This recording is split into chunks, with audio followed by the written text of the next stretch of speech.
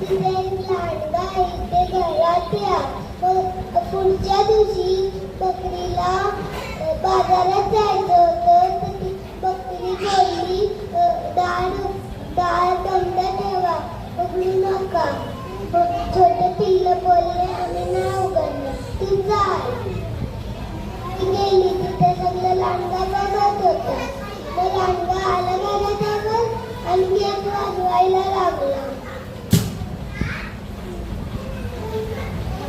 बोलला, मी तुमची आई आहे, तरी का तरी विसरली आहे, गेट उघडा. त्यांना आमच्या मम्मीचा आवाज कळला. तर ते बोलले, तू आमची आई नाही, आमच्या आईचा आवाज कोण आहे? लांडगा गेला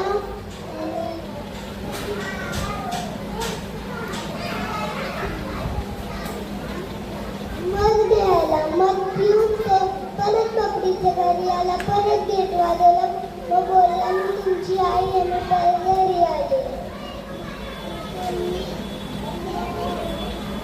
छोटा पिल्लू गेट उघडला होता. मोठ्या पिल्लूनी बोललं. मग मोठ्या पिल्लूनी खाली बघितलं, त्याचे काले पाय आणि चोपदार नख. बोलली, आमच्या मम्मीची पाय गोरे आणि चोपदार नख नाही.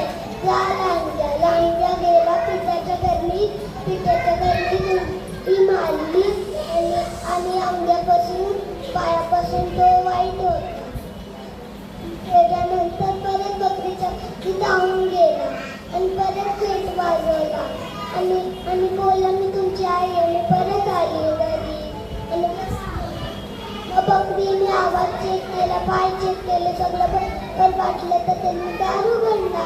मग ते बघतात तर काय लांडगा. इथे तिथे ते सगळे पळायला लागले, कपाटाच्या खाली, कपाटाच्या खाली. नंतर लांडग्याने रगड्यांना पकडून पिशवीत टाकून आपल्या खांद्यावरून नेऊन गेला.